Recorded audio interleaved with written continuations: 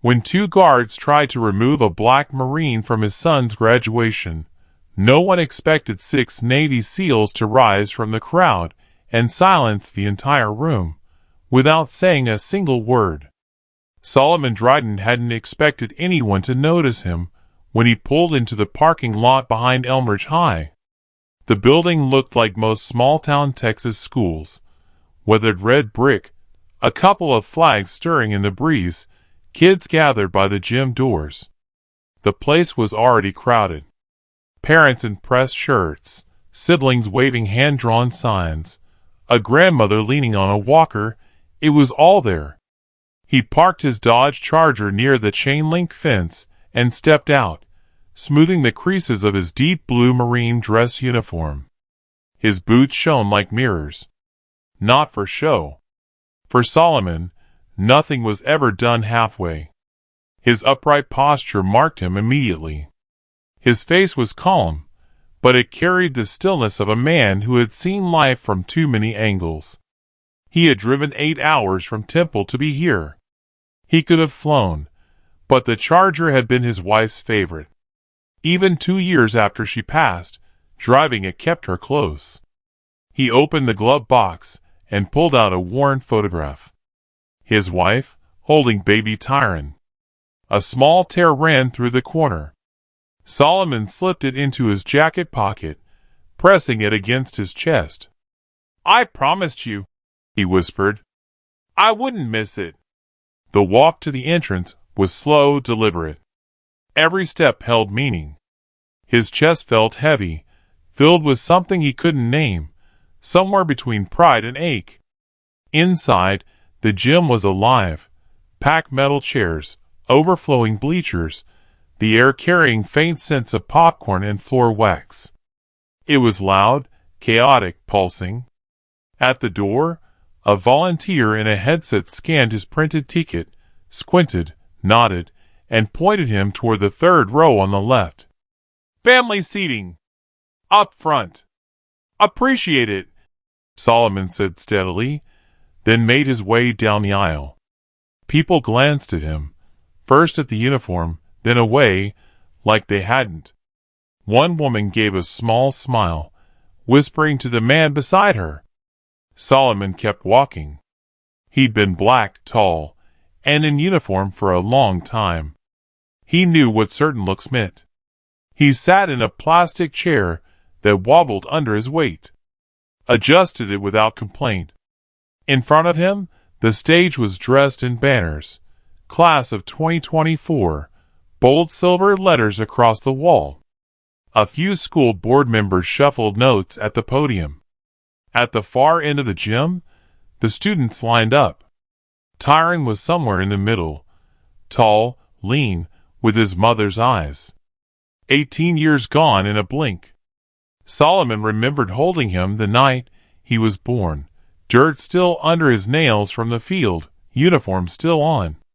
He'd flown from Okinawa with only 4 days of leave. And now here they were. The music began. Pomp and circumstance. The audience rose to their feet. Some students looked nervous, others beamed. Solomon stood too, shoulders squared, arms at his sides. Then the anthem. Hands over hearts. Solomon didn't move. He didn't need to. His entire presence was a salute. He thought of his wife, how she would have cried through the whole ceremony, how she would have straightened Tyron's tie 3 times before letting him leave the house. The anthem ended. And that's when 2 men began walking down the side aisle, straight toward him. Not police. Private security. Their badges read Harlan Security Services. Black polo shirts tucked into cargo pants. Radios and earpieces clipped to their belts. Both under 30. One was short, broad-shouldered, with a shaved head and a clenched jaw. The other was taller, lanky, chewing gum like he had somewhere better to be. Solomon noticed them instantly but didn't flinch. Stillness was more commanding than movement. He kept his gaze forward, hands resting calmly on his thighs. The shorter guard leaned down. Excuse me, sir. We're gonna need you to come with us. Solomon turned his head slowly. Is there a problem? The tall one stepped up. Yeah, this section's for families of graduating seniors. Solomon reached into his coat and pulled the same printed ticket he'd shown at the door. This is my seat. 3rd row, left side. Family seating. Confirmed. The short guard didn't look at the ticket. We got told it's full. It was full when I sat down too, Solomon replied, voice calm but firm. You want to tell me who gave that order? The taller guard shifted, uncomfortable. Look, it's not a big deal. There's extra seats in the back. Let's not make this into something it doesn't have to be. Solomon's eyes narrowed, not in anger, but in quiet calculation. I drove 8 hours to watch my son walk across that stage. I'll be sitting right here. Heads started turning. A woman nudged her husband. Someone in the bleachers angled their phone, maybe recording. The short guard straightened, muttering into his radio without breaking eye contact. Solomon stayed seated. To him, the conversation was already over. A woman beside him, pale-skinned and older, leaned toward him. Don't you let them move you. He gave a single nod. Said nothing. He wasn't here for a scene. He was here to watch his son graduate. But the guards weren't finished.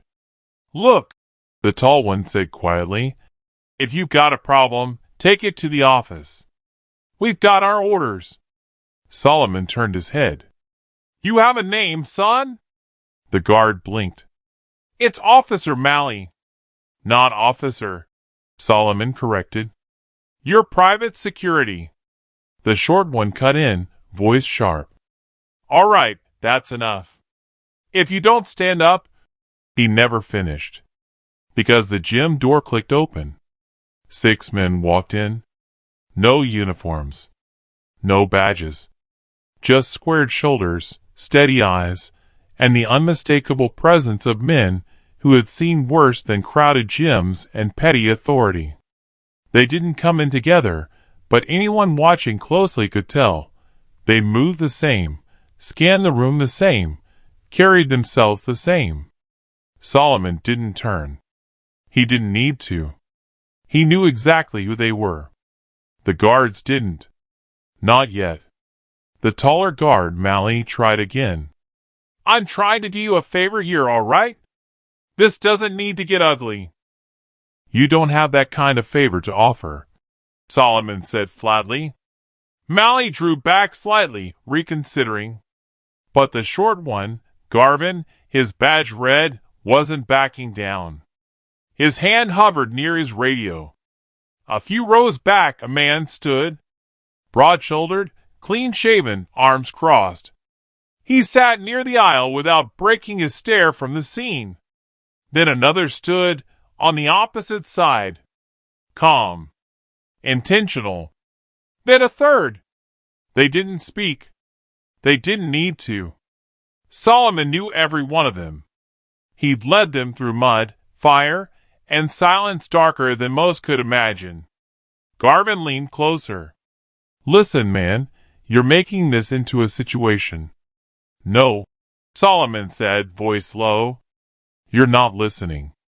Garvin's hand twitched toward his radio again, but before he could press it, a voice cut through the tension. Is there a reason this man's being bothered? The voice was calm, controlled, not loud, but heavy enough to silence the space. It came from a tall man in the aisle, salt and pepper beard, black coat over a gray shirt. Creed Marston. Solomon had dragged him out of Kandahar, 200 yards under fire, bullets falling like rain. Garvin turned. Who are you? Creed didn't answer. He stepped forward. I asked you a question. Malley raised his hand. Sir, we've got this under control. No. Creed interrupted, his voice sharp now. You don't? Another man stood in the bleachers. Then another. 4 of them now. Solomon remained seated, silent. The left side of the gym wasn't even pretending to watch the stage anymore. A boy pointed. A teacher tried to wave attention back, but no one was looking at the diplomas. Creed stepped closer. "You're embarrassing yourselves. And you're one breath away from making this worse." Garvin glanced at Mally, who looked less confident by the second. It was clear now they hadn't expected backup. And certainly not backup like this. "I don't care what your orders were," Creed said evenly. "You don't put your hands on that man. You don't tell him to move. You don't ask again." The silence in the gym grew taut, not fear, but respect. A quiet, swelling respect that spread as more people began to realize what was unfolding. Solomon finally looked up at Creed and gave the smallest nod. Not gratitude. Not a request. Just recognition. Creed's eyes softened briefly, then he stepped back, folding his arms as he retook his seat. But the tension still hung in the air, and everyone was waiting to see what the guards would do next. The gym, the banners, the faces, all blurred into the background of Solomon's mind. His eyes stayed open, but memory yanked him backward, 15 years into Afghanistan.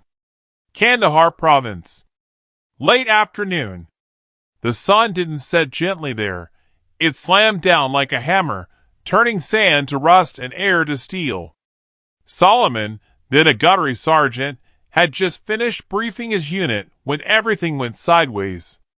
A roadside IED erupted beneath their convoy, flipping the lead Humvee like a toy. Metal and dirt rained before anyone could scream. Then came the gunfire, disciplined, coordinated. He didn't hesitate.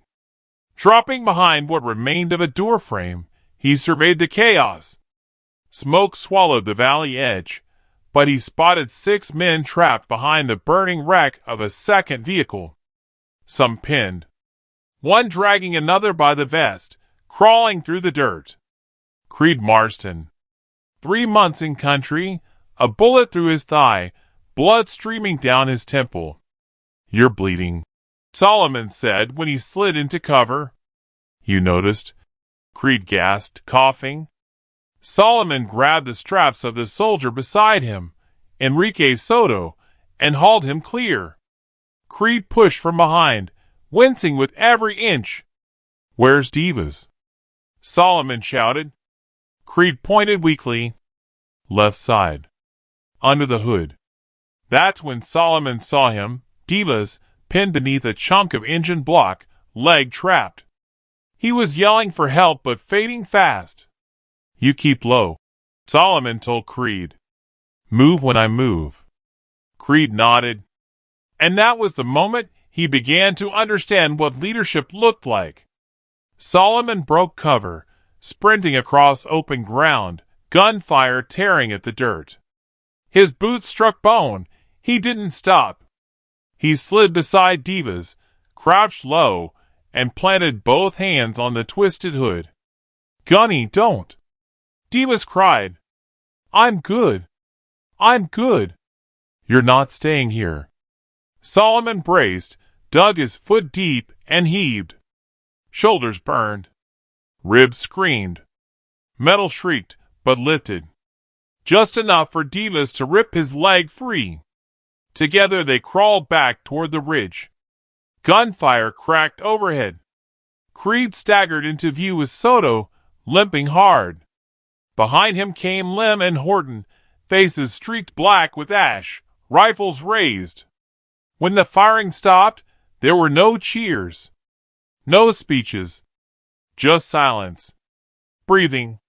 6 men alive. Solomon was last to fall back, rear watch until the medevac arrived. He didn't speak for a long time afterward. But Creed remembered. They all did. From that day on, there was no doubt. If Solomon ever called, they would come. Anywhere. Anytime. Back in the gym, Creed sat quietly, eyes locked on the guards. He wasn't thinking about war. He was thinking about promises. The man who had carried him from Kandahar's fire was now being harassed in a high school gym just for trying to watch his son graduate. His fists clenched. Another SEAL, Javier Meeks, entered quietly and took a seat 4 rows back. Moments later, Zachary Wells slid into the bleachers on the right. No words. No signals. Just presence. Solomon's eyes flicked briefly toward the back, catching Meeks. That was enough. The guards didn't understand those looks. Not yet. But the moment they pushed further, they would. On the surface, the ceremony continued, names called, families clapping.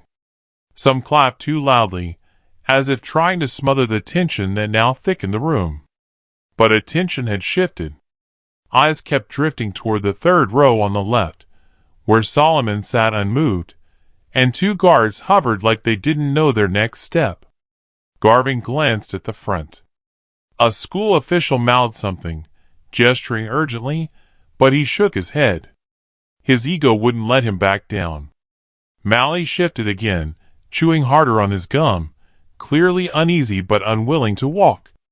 "Sir," Garvin said, louder this time. "This is your last warning." Solomon didn't move. "To do what, exactly?" Garvin stepped closer, so near his belt brushed Solomon's knee. "To stop making a scene. We don't want trouble. Just move to the back." Solomon turned his head, locking eyes with him. "You're the only one causing trouble." Garvin's nostrils flared. And then it slipped. "You think wearing that uniform makes you better than everybody else? This is a high school, man. Not your base." The hush was instant. A little girl stopped fidgeting. A father froze mid-zoom with his camera. Even Mally stepped back, like the words had landed harder than he expected. Solomon didn't blink. He drew one steady breath, not to calm himself, but to stay grounded. "You need to walk away." Garvin didn't. His hand dropped toward his belt. Not a weapon, but near enough to carry threat. And that's when Creed stood again. No shouting. No posturing. He stepped into the aisle, slow, deliberate. The gym teetered on silence. "If you touch him," Creed said, voice calm as steel, "you'll answer to me." Garvin spun. "And who the hell are you?" Creed stepped closer. "The man telling you this ends right now." On the stage, a board member whispered sharply to the principal. An assistant principal slipped toward the back, walkie at her side, already calling for help. The staff was finally realizing this wouldn't fade quietly. More SEALs rose across the room. Not in formation, not with signals, just instinct. Now all 6 were on their feet. Garvin's eyes darted. He was realizing. These weren't ordinary parents. These men didn't fidget. They didn't shift their weight. Their stillness pressed down like air before a storm. Creed took another step. "2 choices. Walk away now. Or watch this turn into something you don't want." Mally's voice cracked. "Let's just back off, man." But Garvin hesitated. "Don't waste your breath," Solomon said quietly to Creed. "He's already made his decision." Creed didn't smile. He just dropped his voice lower. "Don't mistake silence for weakness." Finally, Garvin retreated barely. A step back, his hand falling away from his belt, face burning with humiliation. He was outnumbered. Outclassed. The principal appeared in the aisle, whispering sharply to the guards. Whatever she said, it was enough. Both men turned and walked toward the back exit. They didn't look at anyone. Solomon exhaled slowly, steady as stone. Creed sat without a word. The SEALs stayed standing, their presence still heavy in the air. In the student line, Tyron Dryden watched everything. His hands clenched at his sides. He stood near the middle, between a girl with bright braids and a boy fumbling with his gown. They laughed nervously, checking name cards, pretending the world was normal. But Tyrant wasn't. From the moment the anthem ended, he had seen the guards approaching his father. At first, he thought maybe it was routine, maybe they were helping. But his chest told him otherwise. He recognized his father's stillness, the same steel gaze he'd seen years ago, when Tyrant came home in tears after cruel words at school. His dad hadn't shouted then either. He just sat with that same unbending expression. From his place in line, Tyrant tracked the scene. He couldn't hear the words, but the body language said enough. Guards leaning too close. His father refusing to move. A tall man standing in a dark coat. And Tyrant knew this wasn't just another parent. That man knew his father. He was there for Solomon Dryden. Then another stood. Then another. The air changed. Not noise, but pressure. Tyrant's heart pounded. Not fear, something else. Pride. Fire. He had grown up hearing fragments of his father's service. Not the dark details, Solomon never shared those, but hints. A scar with no explanation. A Christmas card from a buddy, every year. A dusty box in the garage labeled Kandahar no one was allowed to open. He had never known the names. Never seen the faces. But now here they were. Standing. Watching. Still with his father's back. Tyrant blinked hard, fighting the burn in his eyes. Not here. Not now. The line shuffled forward. Names called. Families clapping, louder again, like someone had pressed play after a long pause. But the room was different now. It wasn't about balloons or banners anymore. It was about respect. An assistant principal tapped Tyrant's shoulder, saying something he didn't hear. He nodded anyway. The student beside him leaned in. "That your dad?" Tyrant didn't answer. He didn't need to. The whole gym had seen. In the audience, Creed remained standing. He wasn't scanning for approval. He wasn't there for attention. He was watching Solomon, still seated, still composed, eyes fixed forward like nothing had happened. But something had. The other SEALs stood too. Silent. Present. Their stillness spoke louder than any microphone. A few parents clapped harder with each name now, almost like they were trying to fill the air with something truer than tension. The gym had shifted. It had become a living thing. Awakened by a moment of injustice, steadied by the weight of honor, Solomon did not move. He wasn't defiant. He wasn't bitter. He was simply present, a father watching his son take another step into adulthood. But the moment that would shatter the room's silence was still on its way. And when Tyrant's name was finally called, no one would be able to pretend anymore. The line was moving quicker now. Some students still fidgeted, tugging at caps, whispering nervous jokes, trying to hold on to joy. But Tyrant wasn't in that headspace anymore. His thoughts kept circling back to his father, sitting alone, yet centered in that plastic chair as if it had been molded for him. There was something about the way he held himself, calm, steady, unshakable. And something about the way those men, those warriors, had risen beside him without being asked. For the first time, Tyrant realized he didn't truly know the full weight his father carried. Sure, he'd seen the medals in the wooden box, the folded flag tucked into the bookshelf, the old photos no one explained. But those things never spoke. They just sat there, silent relics. Today they walked. Today they stood. The assistant principal called another name. Then another. Tyrant was now 3 people away from the stage. He wiped his palms on his gown, tried to steady his breathing.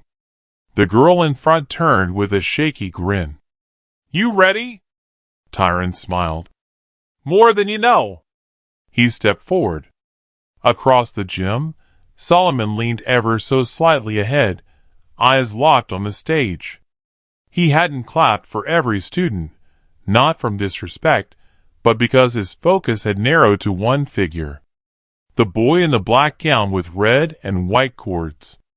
The boy who carried his mother's smile. One name. Then another. The announcer cleared her throat, then spoke with a voice weighted with respect. Tyron Drayton. The name rang out. For half a beat, silence. Then the room erupted, clapping, whistling, cheering.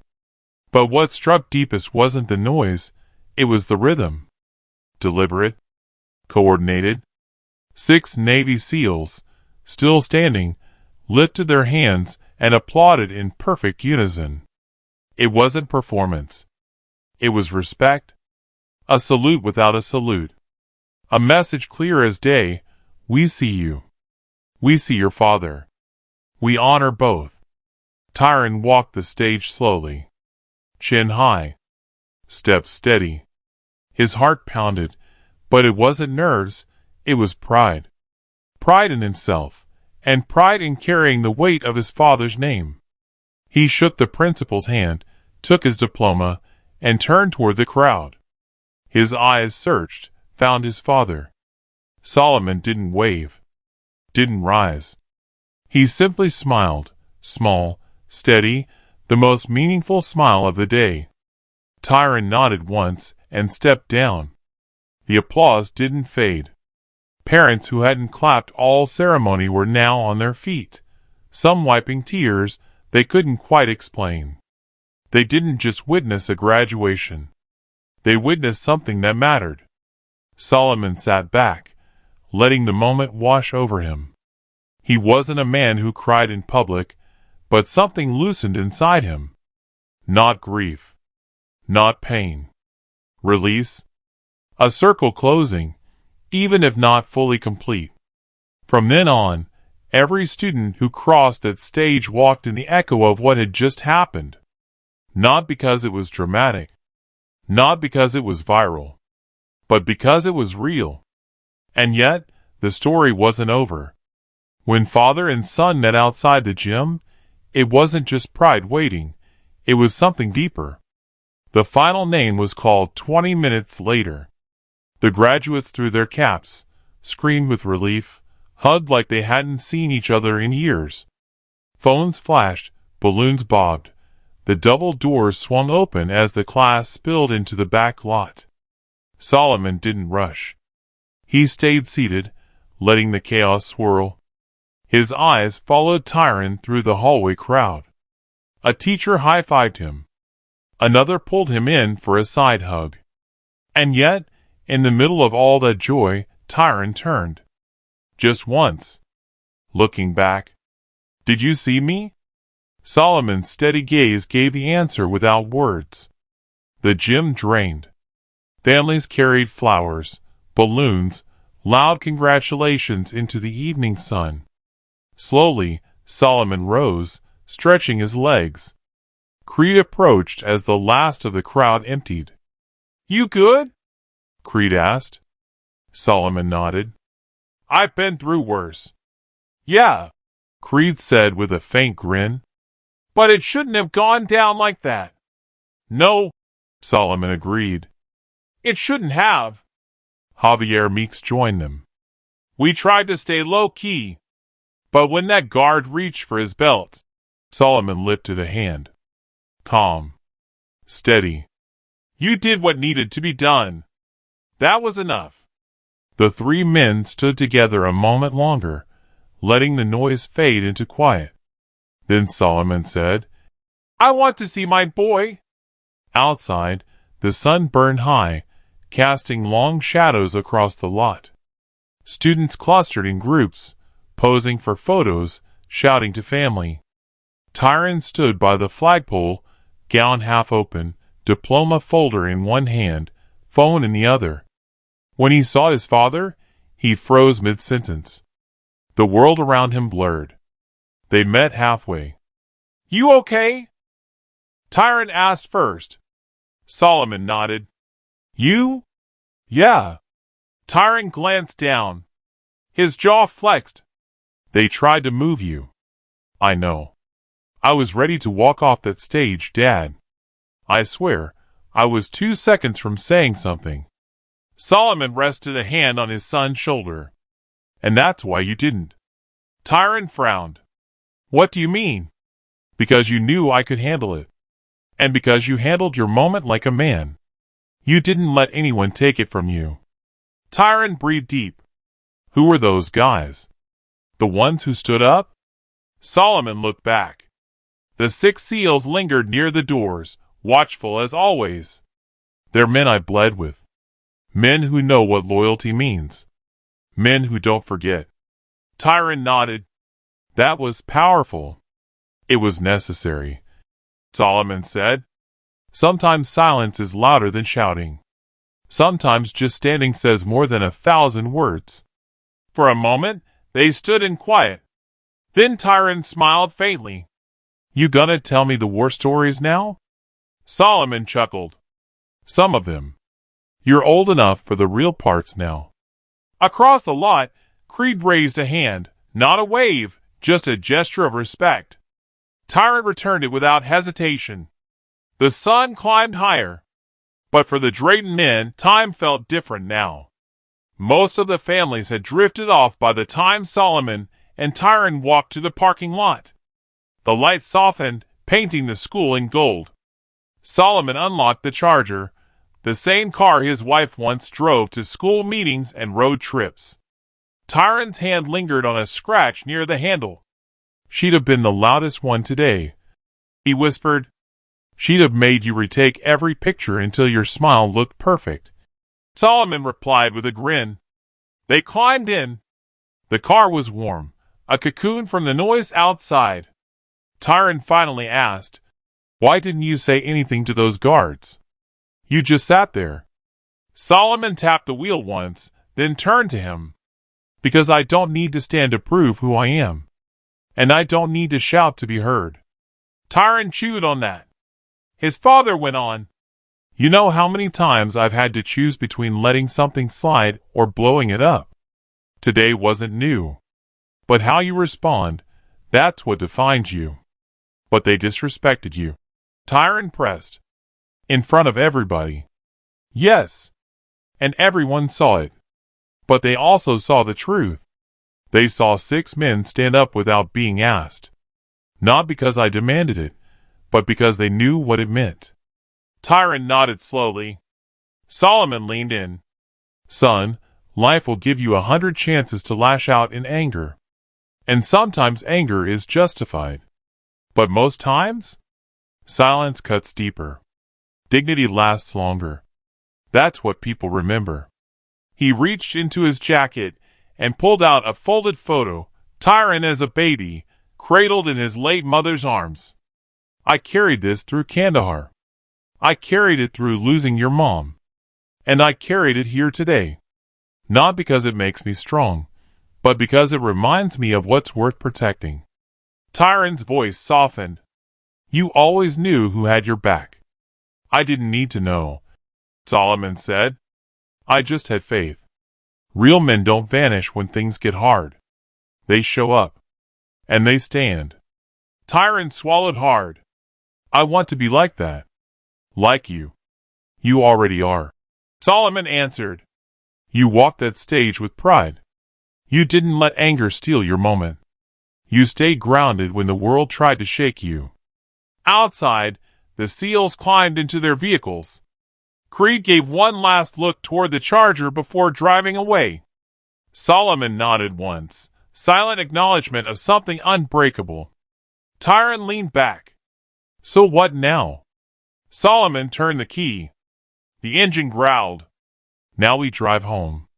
You get to pick dinner. Tyron grinned. Waffle House.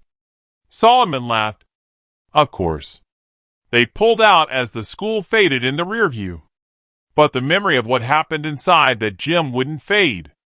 Not for Tyron. Not for Solomon. Not for anyone who had witnessed it. Because that day was more than a diploma. It was the day Tyron learned manhood had nothing to do with noise, and everything to do with how you carry yourself when no one's watching. Some people shout to be remembered. Others sit in silence and are never forgotten. If this story moved you, don't forget to subscribe.